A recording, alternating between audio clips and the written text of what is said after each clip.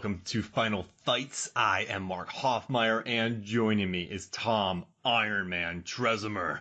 Systems are a go. That's almost more Optimus Prime than anything from Iron Man. Oh, you're only at about 19% right now, power. I feel like I'm at 19%, and it's going down quick. I'm gonna need a new chess piece soon. All systems are. I love it, man. That's great. Well, I also want to say thank you for joining me on this journey here of Final Fights. I think we're gonna be covering a lot of MCU movies in the future here. If there's anything I love, it's Final Fights. Yeah. I love Final Fights. And the MCU, I mean, we've covered the Hulk, so we have 22 Final Fights to cover in this series.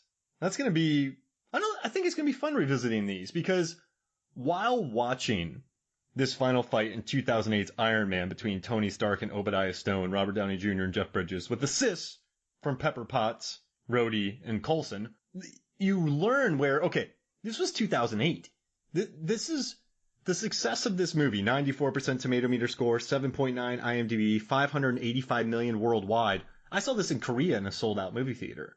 And so, with the success of this movie, it really influenced the final fights from here on out. And I gotta tell you, this final fight, it's just a CGI smash 'em up with, you have Chekhov's fly as far as you can go and deal with ice. They did that earlier. And I love the opening scene where he tests out his suit. And then he learns that, and Obadiah hasn't tested that yet. But it's not thrilling, this battle, right? It's not. It's a very interesting final fight, because I clocked it, and it's roughly around 8 minutes and 30 seconds long. But there isn't a whole lot going on in it. No. Really. I mean, there's maybe 3 punches thrown, if that, a couple kicks.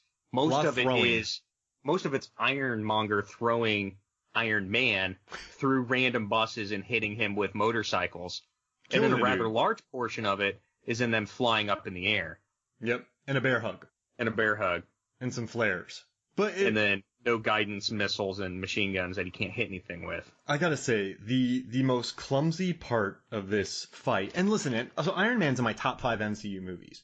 I think, for me, this movie's more about the missile that blows up that tank. For me, this movie's more about escaping the cave, right? Mm-hmm. And I think the more I watch it, when Potts steps into Obadiah's office, he's very threatening in this. When he's talking to his workers, I'm not Tony Stark. We'll make it work. Like, he's threatening in this. He's not the dude. He's kind of a badass. But I guess the problem with Iron Man for me is the finale of 2, the finale of 3. It just becomes a CGI smash 'em up, right?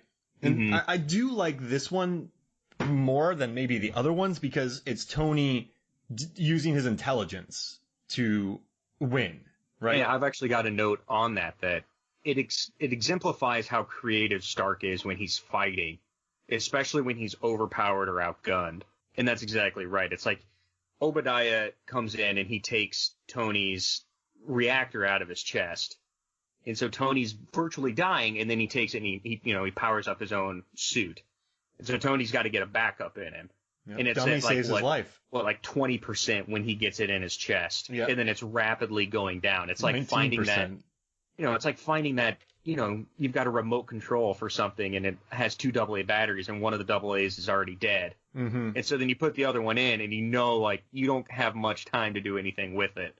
And so that's like he's fighting against a clock of his own power cells, really. Yeah, that's an interesting narrative too, because 19, and then when he gets to the top, it's 11%, and then 7%, and then he's at 2 at his descent, and then he goes into reserve power.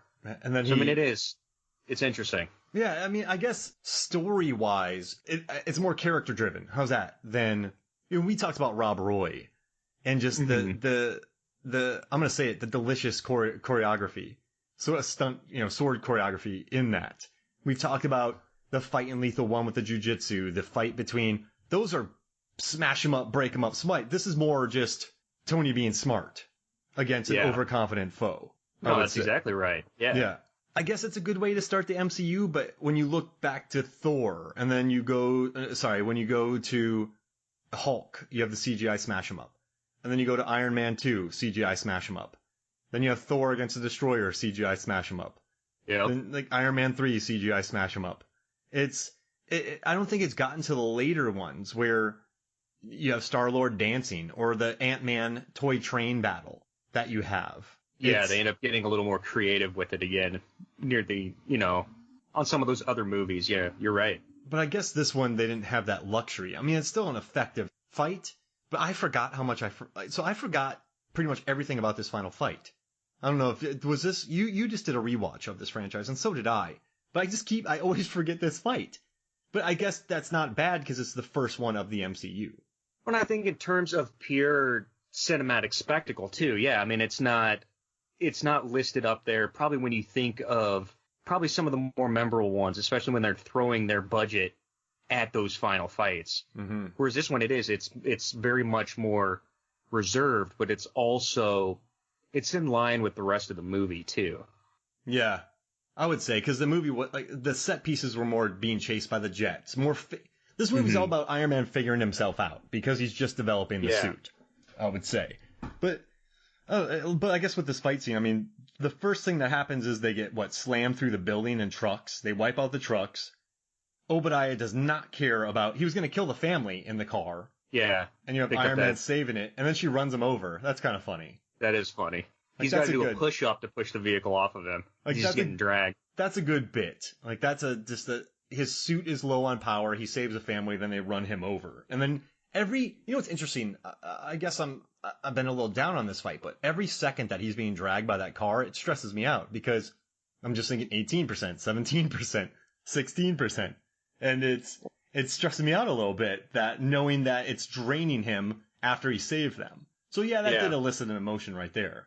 I think it's kind of funny too when you think of a superhero getting run over or an unfortunate character getting run over in general. They're never being dragged. It's just they get run over and they're spit out the back end. Like this one, his suit is caught on the back bumper of this vehicle, and she's just dragging him down the road. And I just love the moment where he's like, I'm literally stuck. This vehicle's dragging me, and he just does a push-up just to push the vehicle off of himself.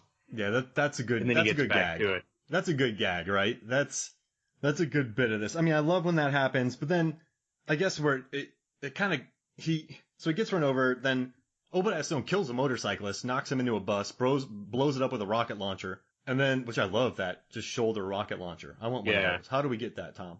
We're gonna have to call Tony, I guess. I guess we can't call him now, but we can call Stark Industries and see what we can get. Or the Yautja Hunters, get one of those laser guided ones. So they shoot up in the air, and that's a fun callback, right? You have the moment earlier when he's on his own, flying, learning out his suit. So I mean that's a fun bit, but I wouldn't say it's a good bit, but it's not exactly thrilling cinema, I guess. I love the visuals though. Oh, the CGI in that when they're launching up, especially when you've got kind of the overtony onto Ironmonger, and you see that huge smoke trail coming out of him, and then he puts it into the afterburners when he catches up to Tony. I love that rocket.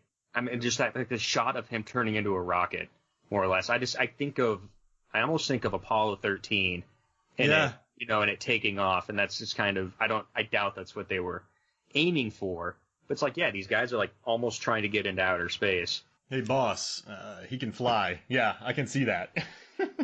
Shut up, Jarvis. I mean, you got Stan Winston and his crew designing all the models in there, the special effects, and then you have the VFX ILM. So you have Stan Winston Studios, you have ILM. It looks beautiful. Now, this is 2008. We're thinking, in this is the time of Spider-Man was getting there, right?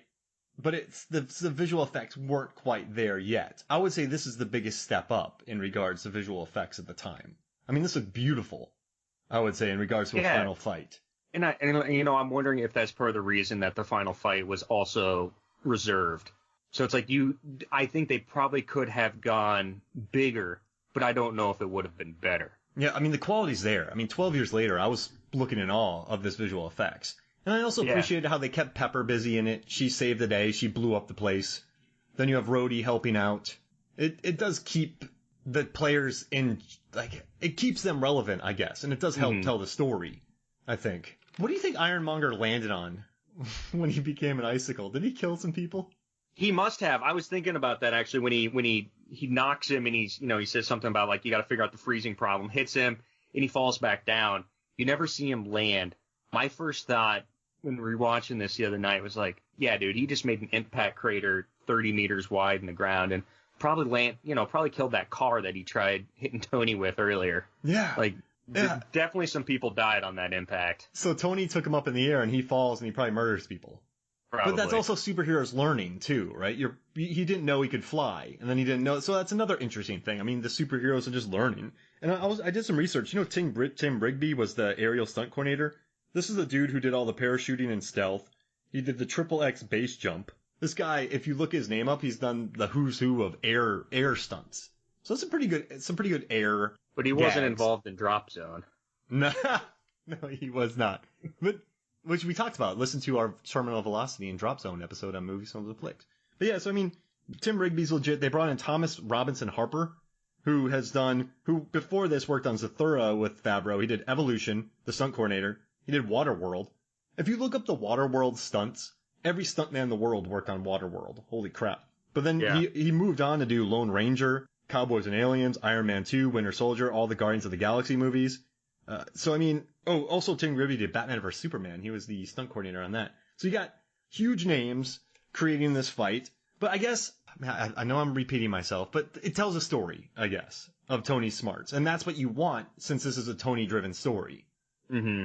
So I guess the fight scene is quite successful in regards to character development. Yeah, I mean, I think it's as you mentioned earlier, it's all about him learning and figuring out what he can actually do. And especially when he's limited and his suit's not, it's not up to par, it's not at full power, and it's him being creative and literally using his intelligence to get out of a situation that he probably should die in. Yeah.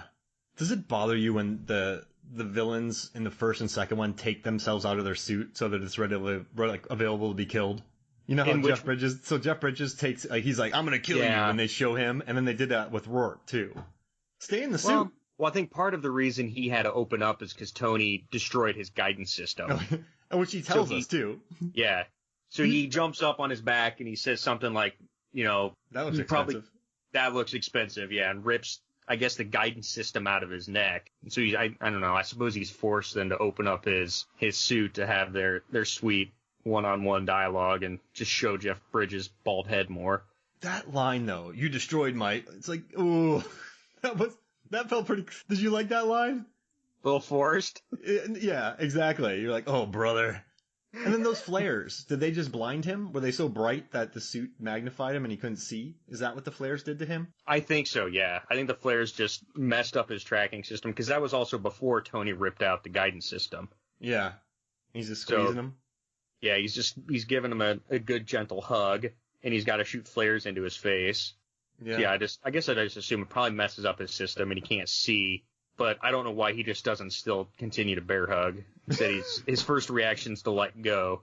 Yeah, squeeze tighter, close your eyes. You squeeze tighter, yeah. I mean, dude, you listen, probably we've never win been that fight. We've never been in a metal suit, yeah. We don't have another 22 movies after that. Yeah, he just squishes him and then he becomes. How funny would that be if Jeff Bridges was Iron Man through this entire franchise? And that's it. But I guess, all right, just with this fight, it sets up Marvel. But do you think it?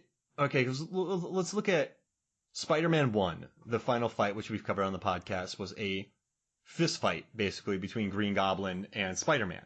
They're in a thing just bloodying each other up. Spider-Man 2, it's more contained between Doc Ock and Spider-Man. Spider-Man 3 is in the skyscraper with about 47 villains, it feels like, battling each other. But this one, do you think, is there a way to avoid CGI smash-ups? So you have Man of Steel, Wonder Woman, Batman v Superman, Hulk, Thor. Is there a way to, you can't avoid these types of fights when you have two people in metal suits. No, I don't think you can. And it's kind of the thing I've always thought about